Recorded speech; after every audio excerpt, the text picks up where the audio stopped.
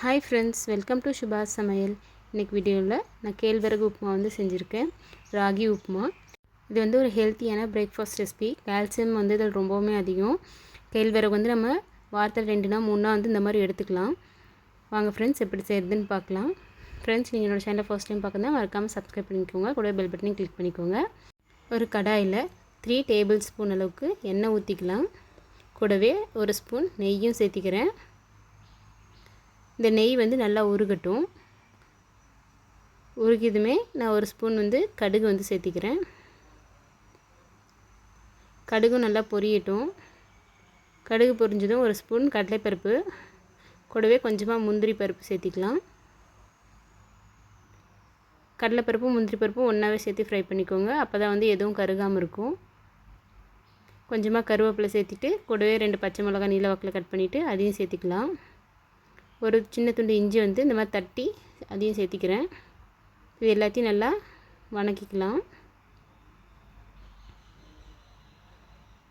இதெல்லாம் நல்லா ஃப்ரை ஆனதுமே முந்திரி பருப்பு கடலைப்பருப்புலாம் கரெக்டாக கோல்டன் கலரில் மாறட்டும்.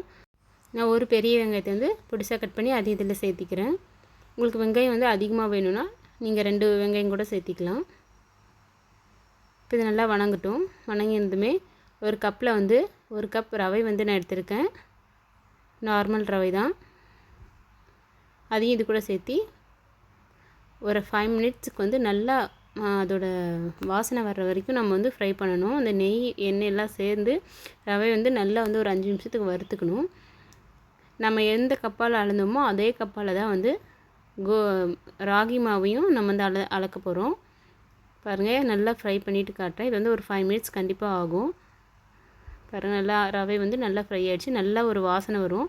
அந்த டைமில் வந்து அதே கப்பால் வந்து 1 கப் வந்து நான் வந்து கேழ்வரகு ராகி மாவு வந்து எடுத்திருக்கேன். அதையும் அது கூட சேர்த்தி நம்ம இதை எப்படி ஃப்ரை பண்ணமோ அதையும் அதே மாதிரி வந்து நல்லா வந்து ஃப்ரை பண்ணிக்கலாம். இதையும் நல்லா ஒரு 5 மினிட்ஸ் வந்து நல்லா வறுத்துக்கலாம். இது நல்லா கலர் சேஞ்ச் ஆகி பாருங்கள் நல்லா வறுபட்டுருச்சு. இப்போ நல்லா அந்த மாவோட ஈரப்பதமெல்லாம் இல்லாத மாதிரி ஒரு மாதிரி நல்லா வந்து உதிரி உதிரி ஆகிடுச்சு. ரவையும் கேழ்வரமாகவும் சேர்ந்து இப்போ வந்து இதுக்குள்ள வந்து தேவையான அளவுக்கு நம்ம தண்ணி சேர்த்து செய்ய ஆரம்பிச்சிடலாம். நான் வந்து கேழ்வரகு மாவு 1 கப்பும் ரவை 1 கப்பும் எடுத்திருக்கேன். மொத்தமாக 2 கப்புக்கு வந்து 4 கப் தண்ணி சேர்த்திக்கலாம். நீங்கள் 4லேருந்து 4.5 கப் வரைக்கும் தண்ணி சேர்த்துலாம், கரெக்டாக இருக்கும். நம்ம கொஞ்சம் ரொம்ப டைட்டாக இருக்கிற மாதிரி உங்களுக்கு தெரிஞ்சுன்னா 4.5 கப் தண்ணி சேர்த்திக்கோங்க. உங்களுக்கு கொஞ்சம் சாஃப்டாக நல்லா கொஞ்சம் கொலையாக வேணும் அப்படின்னா 4.5 கப் சேர்த்திக்கோங்க, கரெக்டாக இருக்கும். நான் வந்து 4 கப் சேர்த்திருக்கேன். இப்போ வந்து உடனே இதை வந்து நம்ம ஹை ஃப்ளேமில் வந்து வச்சு இதை வந்து கிண்டக்கூடாது. ஃபஸ்ட்டு ஸ்டார்டிங்கில் வந்து லோ ஃப்ளேமில் வச்சுக்கோங்க. லோ ஃப்ளேமில் வச்சு இந்த கட்டியெல்லாம் எதுவுமே இல்லாமல் நல்லா கலக்கி விட்டுருங்க. மாவை கட்டி அவ்வளோக்கா வராது. ஏன்னா நம்ம வந்து நல்லா வறுத்துட்டோம் ரவையும் கேழ்வரகு மாவையும். அது வறுக்கிறதுனால அதிகமாக கட்டி வந்து வராது. அப்படியே கட்டி வந்தாலும் நீங்கள் இந்த மாதிரி வந்து சைடில் வச்சு இந்த மாதிரி உடச்சி விட்ருங்க. ஈஸியாகவே அது வந்து கரைஞ்சிரும். பாருங்கள், கட்டி எதுவுமே இல்லாமல் எல்லாமே வந்து நல்லா வந்து கலங்கிடுச்சு. இப்போ நல்லா வந்து ஒரு 2 மினிட்ஸுக்கு வந்து நல்லா இது வந்து இந்த மாதிரி பெரட்டி விட்டு வணக்கிக்கலாம். இது நல்லா வேகணும். அப்போ தான் நல்லா டேஸ்ட் வந்து நல்லாயிருக்கும். இப்போ வந்து இதுக்கு தேவையான அளவுக்கு உப்பு சேர்த்திக்கலாம். நான் 1 ஸ்பூன் உப்பு சேர்த்திக்கிறேன். இதையும் சேர்த்திட்டு நல்லா வந்து வணக்கிக்கலாம்.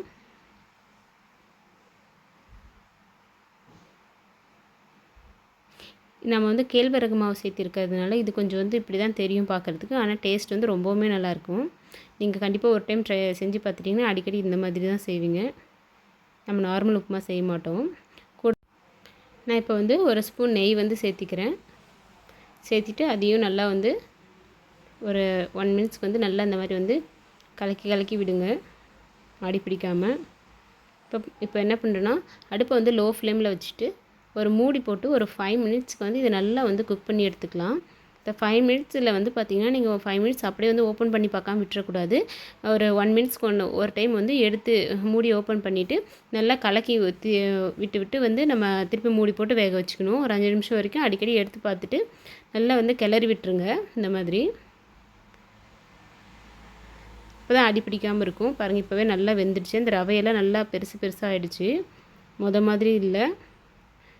இப்போ வந்து நான் ஒரு டைம் வந்து நல்லா வந்து எடுத்து கிளறி விட்டுட்டு திரும்ப நான் மூடி போட்டு ஒரு 2 மினிட்ஸுக்கு விடுறேன். டோட்டலாக 5 மினிட்ஸ் வேக வச்சிங்கனாவே போதும். நீங்கள் ஆனால் நடுவில் எடுத்து பார்த்துட்டு நல்லா கிளறி விட்டு திரும்ப மூடி போட்டு வைங்க. அவ்வளோதான், நல்லா குக் ஆகிடுச்சு. இப்போ வந்து பாருங்கள், ரவையில் நல்லா பெருசாக மாதிரி நார்மல் உப்புமா மாதிரியே தெரியுது. இப்போ வந்து நல்லா இதை கிளறி விட்டுடலாம். அவ்வளோதான், உப்புமா வந்து ரெடி ஆகிடுச்சு. கண்டிப்பாக நீங்களும் இதே மாதிரி செஞ்சு பாருங்கள், உங்களுக்கும் ரொம்பவுமே பிடிக்கும். நம்ம எப்பவுமே வந்து இந்த ரவை உப்புமா செஞ்சு சாப்பிட்றதுக்கு பதில் இந்த மாதிரி கொஞ்சம் வித்தியாசமாக செஞ்சு சாப்பிட்டோம்னா வீட்லேயும் எல்லோரும் நல்லா சாப்பிட்டுக்குவாங்க. அது இல்லாமல் ராகி வந்து உடம்புக்கு ரொம்பவுமே நல்லது. குழந்தைங்கள்லாம் களி கூழ்லாம் கொடுத்தா சாப்பிட மாட்டாங்க. நீங்கள் இந்த மாதிரி செஞ்சு கொடுத்தீங்கன்னா அவங்களும் நல்லா சாப்பிட்டுக்குவாங்க. பாருங்கள் எவ்வளோ நல்லா வந்திருக்குன்னு சொல்லிட்டு. கூடவே இதுக்கு வந்து தொட்டுக்க நான் வந்து தேங்காய் சட்னி வந்து செஞ்சுருக்கேன். நீங்கள் கடலை சட்னி செஞ்சிங்கனாலுமே நல்லா, வேர்க்கடலை சட்னி செஞ்சிங்கனாலுமே ரொம்பவுமே நல்லாயிருக்கும். ஃப்ரெண்ட்ஸ், உங்களுக்கு இந்த வீடியோ பிடிச்சிருந்துச்சுன்னா மறக்காமல் என்னோடய சேனலை சப்ஸ்கிரைப் பண்ணிக்கோங்க. கூடவே பெல் பட்டனையும் கிளிக் பண்ணிக்கோங்க. லைக் பண்ணுங்கள், ஷேர் பண்ணுங்கள். Thank you friends. நெக்ஸ்ட் வீடியோவில் பார்க்கலாம். நான் என்னோடய சேனலில் நிறைய ரெசிபிஸ் வந்து இந்த மாதிரி வந்து ராகியை பேஸ் பண்ணி போட்டிருக்கேன். கண்டிப்பாக போய் ஒரு டைம் செக் பண்ணி பாருங்கள். தேங்க்யூ.